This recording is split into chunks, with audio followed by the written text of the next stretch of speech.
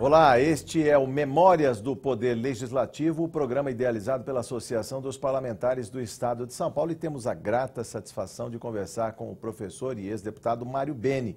Uma série de programas para contar a história de um grande político brasileiro, o ex-governador de São Paulo, Adhemar Pereira de Barros. O homem, o político, o interventor no Estado Novo de Getúlio Vargas, depois o governador, prefeito de São Paulo, até o ocaso na política com a cassação. No primeiro programa da série, falamos dos primeiros passos na política, o interventor na transição para o Estado Novo. Agora, vamos falar dos 2 mandatos no governo de São Paulo, professor Mário Beni. É importante falar, antes dos 2 governos, Adhemar de Barros, falar ainda do interventor, só para ter um link mental aqui, do interventor não rancoroso, é isso, professor? Adhemar não era rancoroso, ao contrário, ele buscava ser conciliador, embora sempre muito decisivo nas suas conclusões e nas suas atitudes. Ele, por incrível que pareça, o primeiro gesto ao assumir a interventoria de São Paulo, ele enviou uma carta ao presidente Getúlio Vargas, então ditador, solicitando, pedindo, em nome da União dos Paulistas, que libertasse aquele que estava em Minas, o Armando de Salles de Oliveira. Armando de Salles de Oliveira. Armando Salles. Veja o gesto de quem realmente não queria ver o Estado dividido. E Armando e Getúlio atende o pedido e liberta, e é recebido em palácio com todas as honras de homem de Estado. Ele que estava em Minas Gerais nessa época. Minas Gerais. Confinado lá em Minas Gerais. Confinado em Minas Gerais. Mas um homem muito querido do povo paulista. Nós temos que lembrar que foi Armando de Salles Oliveira que fundou a Universidade de São Paulo, onde você é professor, né? Exatamente. A Universidade de São Paulo, fundada em 1934, professor. Isso. Quer dizer, e dali para o primeiro governo, aí nas urnas, como foi? Bom, veja bem, aí o que ocorre?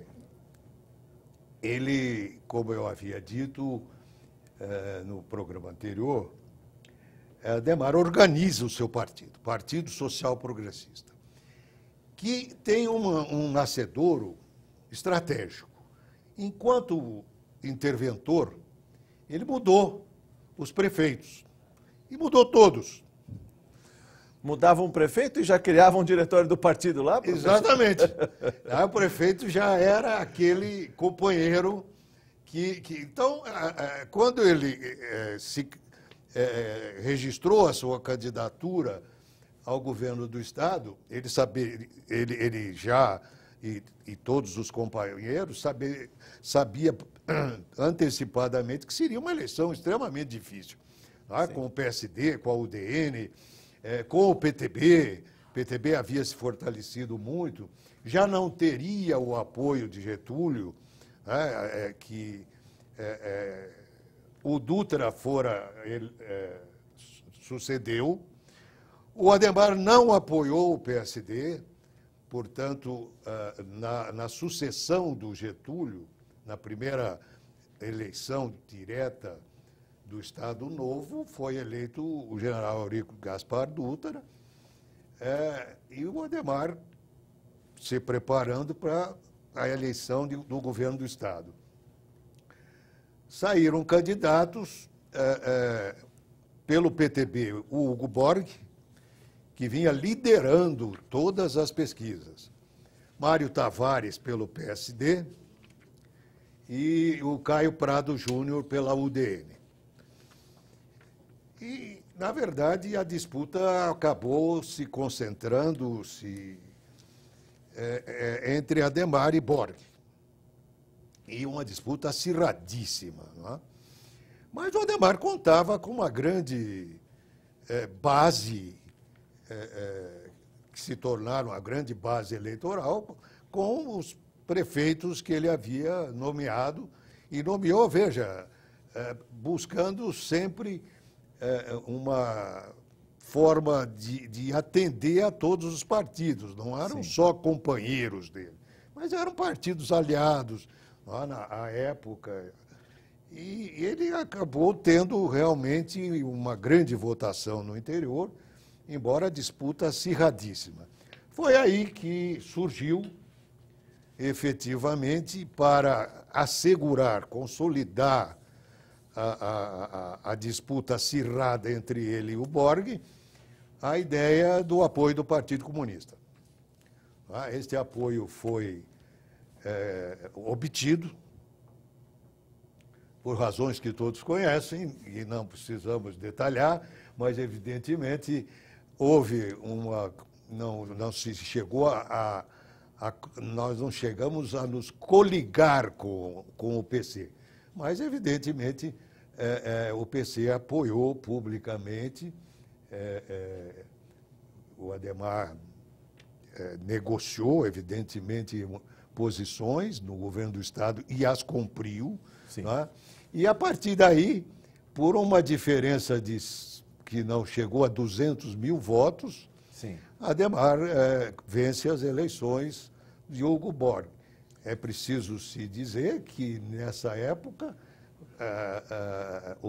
o PC, pela sua bancada na Assembleia Legislativa, chegou a 120 mil votos. Aliás, eu queria explorar mais essa vertente, professor. A gente está falando do primeiro período do governo Adhemar de Barros, 1947 1950. Eu quero saber do senhor como era a relação do governador com esta Casa de Leis. Parece com Valentim Gentil, o presidente dessa casa. Tem história para contar aí, professor? A equação política... Aí, veja bem, Adhemar não confiava totalmente nos seus companheiros, delegando a eles a liberdade de fechar o acordo. A palavra final era sempre dele. Então, o que aconteceu? Nesse momento... o PSP elegeu 9 deputados. O PSD elegeu algo em torno de 26 deputados. E a UDN algo em torno de 12. Precisava, evidentemente, se fazer uma composição. Meu pai, a esta altura, secretário do partido, e eleito deputado mais votado do PSP, se articulou para garantir a maioria. Evidentemente, foi lembrado pelos companheiros para ser o candidato a presidente. E foi, evidentemente, consolidando essa aliança, que era com a UDN, com o PR, com o PTB, na época já o PDC. PDC Franco Montoro? Não, naquela época ainda do Queiroz Filho. Queiroz Filho, bom. E aí, Queiroz era deputado estadual. O PSD, evidentemente, não havia se composto. Aí já aquela onde estava a UDN, o PSD já estava em oposição. Eu pergunto e apimento, professor, a questão da relação, porque há de se lembrar que esta Casa de Leis ficou fechada por 10 anos, do Estado Novo, 1937 até 1947. 10 anos sem parlamento. O primeiro governo eleito dialogando com uma Casa de Leis que tinha ficado fechada às moscas por 10 anos. Já estamos falando de uma Assembleia Legislativa instalada no Palácio das Indústrias, no Parque Dom Pedro, né? Hoje Museu Catavento, professor.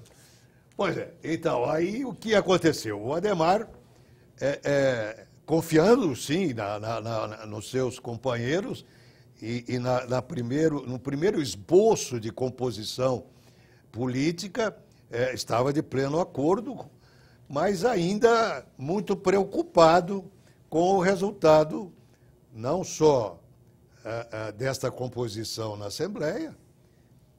Ele lembrou-se que o Valentim Gentil tinha sido o seu colega de muitos anos, de 3 mandatos, ou dois mandatos, na Assembleia Legislativa do período.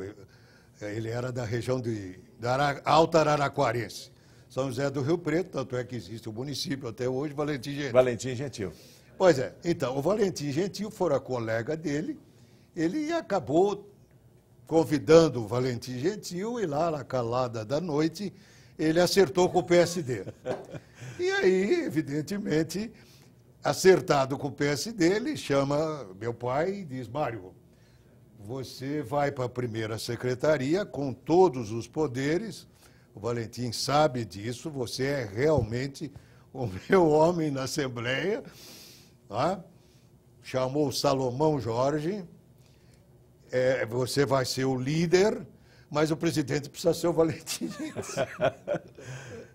E, evidentemente, assim foi, e ele ficou com a maioria absoluta na Assembleia. Aí veio o episódio da cassação do Partido Comunista. Pois é, 2 anos depois, né? 2 anos Dois depois. anos depois, os comunistas foram cassados. Foram cassados. 12 deputados foram cassados. Foi um momento triste da Assembleia. Meu pai, primeiro secretário, eu me lembro que ele contou, ele teve que fazer a leitura. Sim.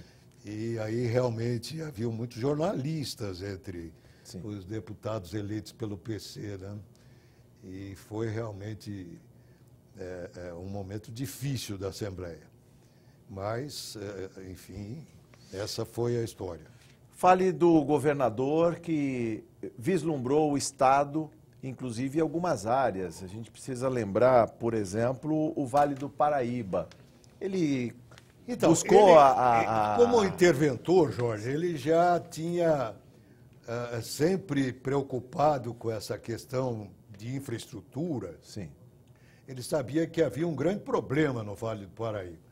Então, ele, com o Caio Dias Batista, fizeram um estudo em função de tornar o vale mais fértil, aproveitando toda a bacia hidrográfica Sim. do Tietê. Do Paraíba do Sul. Do Paraíba do Sul. E aí, então, ele, ao assumir o governo, ele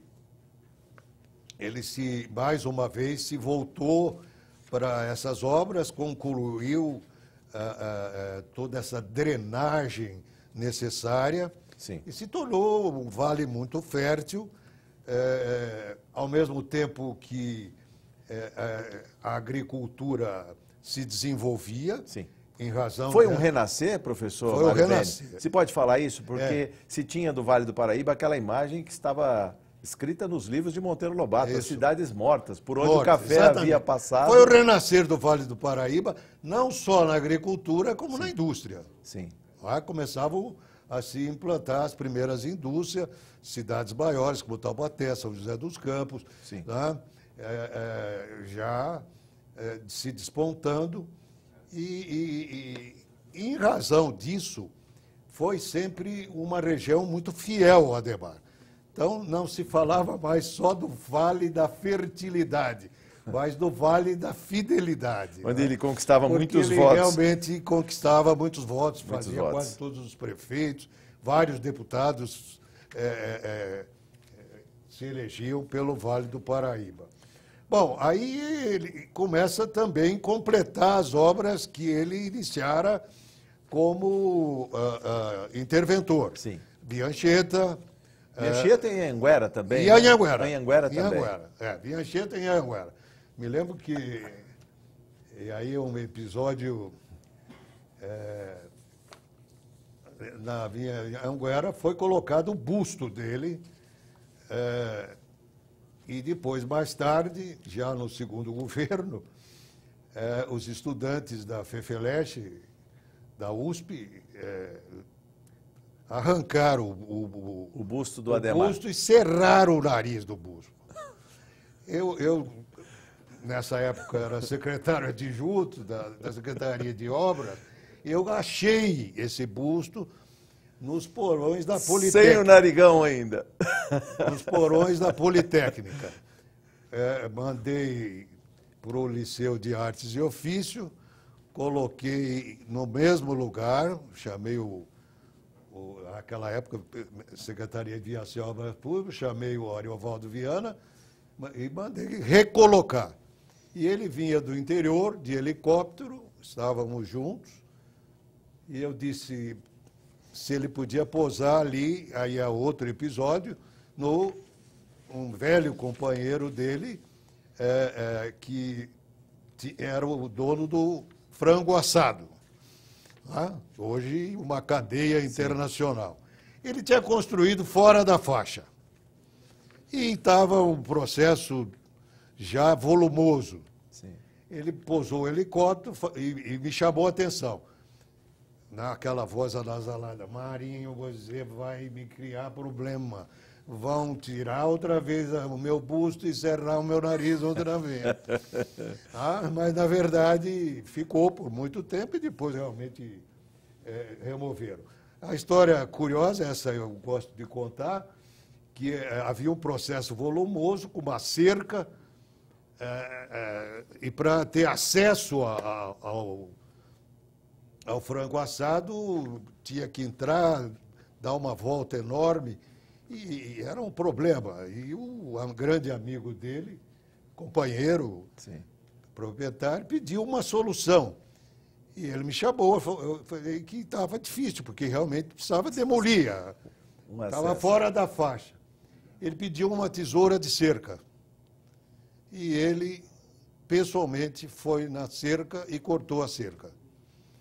E até hoje, não sei, agora é uma cadeia internacional, mas existia o pedaço do arame farpado, que foi o despacho concreto do governador. Eu queria que o senhor falasse também de grandes obras. Aí o senhor falou do Hospital das Clínicas. Devemos lembrar que Adhemar de Barros, formado médico, fez pós, inclusive, fora do Brasil, mas a visão que ele tinha, o senhor falou do Hospital das Clínicas, das estradas, a questão das usinas hidrelétricas. Eu queria que falasse um pouco das novas ideias, essa gestão de transformar, por exemplo, postos em centros de saúde. Exatamente, isso já na interventoria. Sim. Ele transformou todos os postos de saúde, naquela época muito mal dotados de aparelhos e equipamentos médicos, etc. Ele transformou todos em centros de saúde, aparelhou praticamente a maioria deles. No primeiro governo, ele ampliou isso, criou os hospitais regionais. Tá? Primeiro fez as grandes ligações, sim, Anchieta para o Porto, sim, via Anhanguera, eletrificou a Sorocabana. Sim, aliás, que obra, né? Que obra. Eletrificou a Sorocabana. Por isso que eu digo, Jorge, hoje, se nós formos analisar os últimos governos, quer dizer, não há governos que tiveram obras assim. Fale do desafio de uma Anchieta, que não tem a tecnologia hoje de construção de estradas, vencer aquela escarpa, vencer a Serra do Mar, 800 metros de altura, fazer uma obra de engenharia como aquela. Pois é. Quer dizer, a gente já teve a Calçada do Lorena, a Estrada Velha de Santos, mas a Anchieta é um marco em termos de engenharia brasileira, né? Quer dizer, claro, e recurso para fazer uma obra tão vultosa quanto essa. E já com o projeto, quando ele saiu do governo e foi cassado, o projeto da Imigrantes que saiu nos anos 70. Estava pronto, quando sim, o laudo deu sequência, na época em que ele substituiu o Adhemar para completar o mandato. Sim. E no mandato dele, ele fez a primeira. Estamos vendo algumas fotos aqui também, professor. Aliás, ele sempre cercado, muita gente aqui, né? Votem nos Miguel Reale. Olha aí, tá vendo? Ah. E a proximidade veja dele. bem, Ali tem um episódio que eu deixei de contar.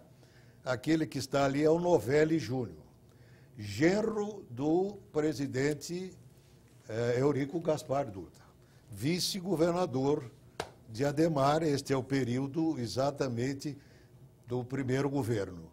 Sim. E este foi o grande problema do Adhemar, que se repetiu mais tarde com o Quércia. Sim. Ele não podia sair a presidente porque havia rompido com o Novelli. Com o Novelli Júnior. Porque se ele saísse, o Novelli assumiria o governo. Ele teria que deixar o governo 6 meses antes. E ele não queria deixar. O Novelli, médico, foi secretário da Saúde e da Educação do governo. Sim. E 8 meses depois rompeu com o Adhemar. Porque realmente o Novelli representava o PSD, que num primeiro momento se compôs na base da Assembleia com Valentim Gentil e depois se afastou do governo. Tá? E esse foi o grande momento. Aqui está o professor Miguel Reale, esse era deputado estadual, representando dos funcionários, esqueci o nome agora, muito conhecido. Enfim. Mas, professor, o senhor falou também de grandes obras. O aeroporto de Congonhas também? O aeroporto de Congonhas iniciado no fim da interventoria e completado no primeiro governo. No primeiro governo Adhemar de Barros. É uma pessoa carismática. Eu queria que o senhor falasse um pouco dessa figura agora no final dessa segunda parte do nosso encontro aqui, professor. Falando de provocar o entusiasmo nas pessoas. O senhor falou que ele dava a palavra final. Ele tinha expressões. Veja, quando ele queria se referir à sua ideologia política, e ele queria transmitir isso. Sim. Nasceu a grande expressão que depois era o Luiz Carlos Prestes do lado, você viu, né? Sim. Ele dizia o seguinte: nem a esquerda, nem a direita, mas para a frente e para o alto. Aliás, essa figura que construía era a expressão maior dele. E a outra que ficou muito conhecida e o povo gostava muito é fé em Deus e pé na tábua. Fé em Deus e pé na tábua. Fale também dessa capacidade de trabalhar, de ter energia, de ter disposição. A linguagem dele era uma linguagem popular. Ele conseguia realmente, apesar de ser um homem letrado, um homem muito culto, né? Culto, ele não citava autores, não gostava de citar, ele achava que o fato de demonstrar erudição não era uma coisa boa para o político. Sim. Então, ele não fazia isso de forma alguma. Embora em petit comité, em reunião, ele citava vários políticos. Ele costumava usar muito aquela expressão do Churchill, não é? Os inimigos dos nossos inimigos são nossos amigos. Pois é, por falar em inimigos, professor, só temos 3 minutos para encerrar essa parte. Mas eu queria que o senhor falasse um pouco sobre a rivalidade com Jânio Quadros. Depois a gente complementa. Eu vou contar, na verdade, uma história verídica para dizer desta rivalidade. Depois me lembre disso na próxima parte. Sim. Ambos estavam, Adhemar derrotado por Jânio em 54, depois derrotado por Carvalho Pinto, tá?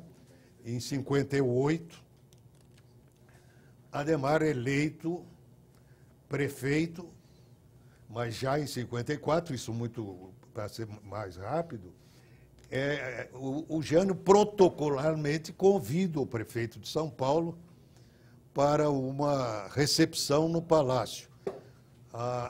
E já a altas horas, os convidados saindo, o Jânio estava sentado com alguns companheiros num sofá e havia um espaço muito estreito.